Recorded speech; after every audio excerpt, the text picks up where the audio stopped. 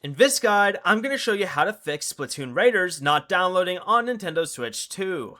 This is Miguel from Just Boz, and before we get into this guide, make sure to like the video and subscribe to the channel with all notifications on for more content like this. It really does help out the channel and we'd greatly appreciate it. If you have any questions, just ask them down in the comment section below. I'm going to be doing my best to reply to every single comment down there.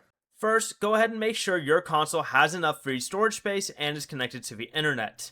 Then from the home menu, go ahead and select virtual game cards and choose the Nintendo account that purchased Splatoon Raiders and then select Splatoon Raiders. Obviously I don't have the game, but go ahead and choose load on this system when you have it loaded like this and start the download again. If that doesn't fix it and it still won't download, go ahead and go to your system settings, then scroll all the way down to system and select system update.